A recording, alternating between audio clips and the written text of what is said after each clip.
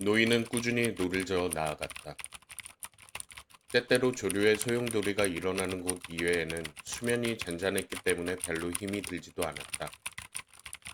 3분의 1은 조류의 힘으로 나아갈 수 있었기 때문에 밟기 시작했을 때에는 예상했던 거리보다 훨씬 더 멀리 나와 있었다.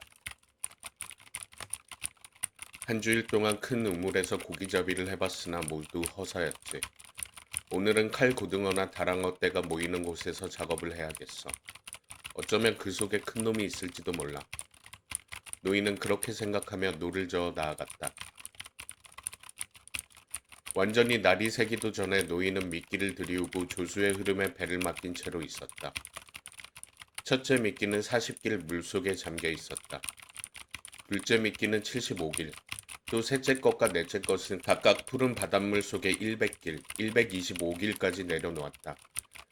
낚싯바늘의 축은 미끼 고기로 싸서 잘 묶어 꿰매고 바늘의 꼬부라진 부분과 낚시 끝을 싱싱한 정어리로 쌌기 때문에 미끼 고기마다 머리를 아래로 향하고 물속에 가라앉아 있었다.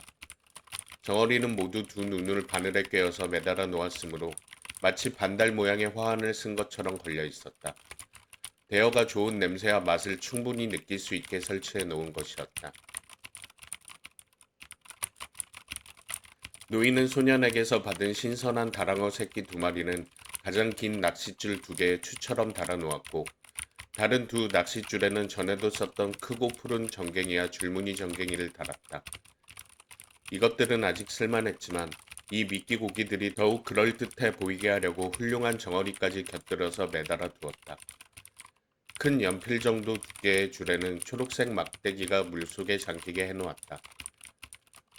각각의 줄에는 40길 정도의 밧줄이 2줄 달려 있는데 그것을 여분의 밧줄에 바짝 묶을 수 있게 해놓아서 필요하다면 고기 한 마리가 낚싯줄을 300길 이상 끌고 나가도 끄떡없게 모든 준비를 갖추어 놓았다. 이제 노인은 3개의 막대기가 물에 잠기는 것을 지켜보면서 낚싯줄이 똑바로 적당한 수심에서 아래 위로 움직일 수 있도록 천천히 노를 저었다.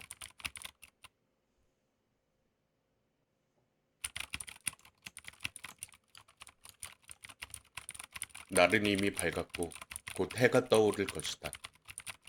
해가 바다 위로 희미하게 떠오르자 노인은 다른 고깃배들이 물 위에서 나지막하게 해안을 배경으로 조류를 거스르며 흩어져 있는 것을 잘 볼 수 있었다. 이제 해는 더 밝아져서 그 눈부신 빛이 수면 위에 끝없이 퍼져나갔다. 드디어 해는 완전히 떠올랐다. 잔잔한 바다에 비친 햇빛이 반사되어 눈이 따가웠으므로 노인은 되도록이면 수면을 바라보지 않고 노를 저어 앞으로 나아갔다. 노인은 물속을 들여다보며 어두운 바닷속으로 곱게 내려간 낚싯줄을 응시했다. 노인은 누구보다도 낚싯줄을 곱게 그리고 정확한 깊이에 들이워서 어두운 흐름의 어느 깊이에서나 그 근처를 헤엄치는 고기가 미끼를 먹을 수 있도록 해놓고 고기를 기다리고 있었다. 다른 어부들은 물결 따라 흔들리게 내버려 두기 때문에 어떤 때는 그들이 100길쯤 되리라고 믿고 있지만 실은 60길밖에 안 되는 경우도 있었다. 노인은 점점 멀어져가는 배들을 보며 생각했다. 그렇지만 나는 낚싯줄을 정확히 들이올 수 있어. 다만 운이 없을 뿐이야. 그렇지만 누가 아나? 행운의 날이 바로 오늘이지. 매일매일이 새로운 날인데 말이야. 운수가 좋다는 건 좋은 일이야. 그렇지만 그냥 앉아서 행운을 기다리는 것보다 낚싯줄을 제대로 들여놓는 게 내가 우선 할 일이지. 어느 순간 갑자기 행운이 다가올 때를 대비해서 만반의 준비를 해두어야 그걸 놓치지 않을 테니까. 이미 해가 떠오른 지 2시간가량 지나 있었다. 이제는 동력을 바라보아도 그다지 눈이 따갑지 않았다. 시야에 들어오는 것이라고는 막막한 바다 위에 떠있는 세척의 배뿐이었는데 그것도 아주 나지막하게 저 멀리 해안 가까운 쪽에 있었다. 나는 평생 동안 이른 아침 햇살에 눈이 상해왔지 하고 노인은 생각했다. 그렇긴 하지만 내 눈은 아직 쓸만해. 저녁 때의 해를 똑바로 쳐다봐도 눈앞이 캄캄해지진 않으니까. 저녁에 햇빛이 더 강한데도 말이야. 하지만 아침 햇살도 퍽 고통스럽구나.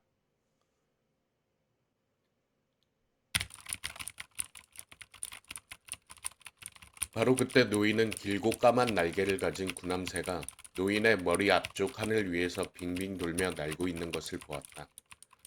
새는 뒤로 뻗은 날개를 움직여 비스듬히 급 강화하였다가 다시 허공을 맴돌았다. 저놈이 지금 뭔가를 봤구나. 단순히 먹이를 찾고 있는 것 같지는 않은데. 노인은 큰 소리로 외쳤다. 노인은 천천히 그리고 꾸준히 새가 빙빙 돌고 있는 곳으로 노를 저어갔다. 노인은 서두르지 않고 낚싯줄을 똑바로 위아래로 팽팽히 들이운 상태를 유지한 채 노를 저었다. 노인은 물살을 조심스럽게 헤쳐나갔다. 구남새의 움직임에서 물고기가 있는 위치를 짐작해내기 전보다 허둥대기는 했지만 계속 낚싯줄에 신경을 쓰면서 조류 쪽으로 조금씩 접근해 나갔다. 새는 공중으로 점점 높이 올라가서 날개를 움직이지 않은 채 다시 빙빙 돌기 시작했다. 그러다가 갑자기 수면을 향해 갑작스럽게 내려왔다. 노인은 날싯대가 물속에서 뛰어나 해면을 필사적으로 미끄러져 가는 것을 보았다. 돌고래다. 큰 돌고래다. 노인이 소리쳤다. 노인은 노를 노바지에 걸고는 이물 밑에서 짧은 낚싯줄을 꺼냈다. 거기엔 철사 낚시거리와 중간치의 낚시가 달려 있었다. 노인은 정어리 한 마리를 미끼로 달았다. 노인은 줄을 배전 너머로 들이우고 고물 쪽에 있는 고리에 단단히 메었다. 그리고 또 다른 낚시에 미끼를 걸어 이물의 그늘진 곳에 놓아두었다. 노인은 다시 노를 젓기 시작했다. 그리고 긴 날개를 가진 검은 새가 이제 수면 위에 낮게 떠서 먹이를 찾아다니는 것을 지켜보았다.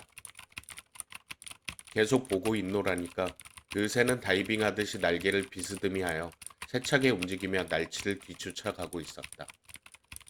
그러나 별 효과도 없이 움직이면서 물 위를 약간 사납게 날아다닐 뿐이었다.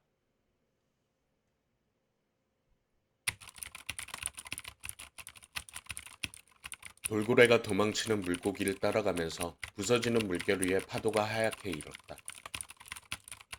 돌고래는 날칫대가 날고 있는 밑에서 물을 가르며 달리고 있었다. 그러다가 날칫대가 해면으로 떨어지는 순간 전속력으로 달려가서 잡아먹어 버리는 것이었다. 굉장한 돌고래떼로구나 하고 노인은 생각했다. 보아하니 돌고래떼는 널리 퍼져 있는 것 같은데 그렇다면 날치는 도망갈 길이 없겠군. 새도 먹이를 얻을 가능성이 없고 말이야. 새에게 날치는 너무 몸집이 크고 너무 빠른 먹잇감이지. 노인은 날칫대가 다시 치솟아 오르는 것을 보면서 새가 먹이를 찾아 헛된 움직임을 계속하는 것도 눈여겨 지켜봤다. 저놈의 돌고래떼는 내 낚시에서 멀리 떨어져 가버린 것 같군 하고 노인은 생각했다. 그놈들 너무 빨리 멀리도 가버리는군. 그래도 뒤에 처진 고기 한두 마리쯤은 낚을 수 있겠지. 아마 내가 노리는 큰 고기는 저놈들 주위에 어디엔가 있을 거야. 내가 잡으려는 큰 고기는 어디엔가 있을 거야. 구름은 육지 쪽 하늘 위에 조심스럽게 떠 있더니 점차 산더미처럼 피어올랐다. 해변은 짙푸른 언덕을 배경으로 한 긴 녹색의 선처럼 보였다. 물 색깔은 암청색이었는데 그 색깔이 너무 짙어서 거의 자줏빛처럼 보였다. 노인은 낚싯줄이 물속 깊이 제대로 드리워져 있는가를 내려다보았다. 물속을 들여다봤을 때 노인은 어두운 물속에 빨간 가루를 뿌려놓은 듯한 플랑크톤과 햇빛에 조화된 오묘한 광선들을 볼 수 있었다. 플랑크톤이 수두룩하게 있는 것이 기뻤다. 그건 고깃대가 거기에 있다는 것을 의미하기 때문이었다. 해는 중천에 떠올라 있었는데 그 해가 물속에 이루는 영롱한 빛은 좋은 날씨를 암시하는 것이었다. 육지 위에 걸려있는 구름의 모양을 보더라도 날씨가 좋으리라는 것은 분명했다.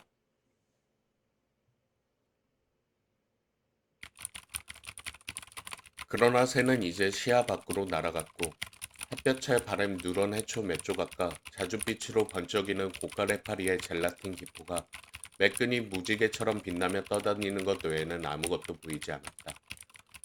그 젤라틴의 기포는 옆으로 뒤집혔다가 다시 제대로 떠올랐다. 그건 지독히 긴 자줏빛 사상체를 가진 거품처럼 물속에서 1야드 정도의 흔적을 길게 끌면서 경쾌하게 떠다니고 있었다. 노인은 그것을 보고 아구아 말라, 즉 해로운 물이라고 했다. 매춘부 같으니라고. 노인은 가볍게 노를 저으면서 물속을 들여다보았다. 길게 늘어진 사상체와 같은 빛깔을 띤 조그만 물고기들이 보였다. 물고기들은 사상체 사이로 헤엄쳐 다니기도 하고 사상체들이 떠다닐 때 생긴 물거품이 만드는 조그만 그늘에서 놀기도 했다. 물고기들은 이 독에 면역이 되어 있었다.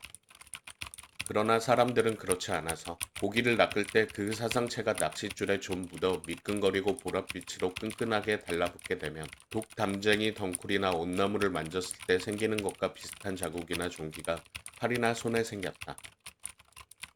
게다가 아구와 말라의 독은 마치 채찌개라도 맞은 것처럼 곧바로 부풀어 오르는 것이었다. 무지개 빛의 물거품은 아름다웠다. 그러나 고가래 해파리야말로 바다에서 가장 못된 생물이었다. 노인은 커다란 바다거북이 그걸 삼키는 것을 보기를 좋아했다. 바다거북은 그것을 보면 정면으로 다가가서 눈을 감고 완전 무장을 한 뒤에 사상체 세포든 무엇이든 다 먹어버리는 것이었다. 노인은 거북이 그걸 먹는 모습을 보기 좋아했고 폭풍 후에 해변으로 밀려온 뿔같이 딱딱한 이것들을 발바닥으로 밟아 퍽퍽 소리를 내며 터뜨리는 것도 좋아했다.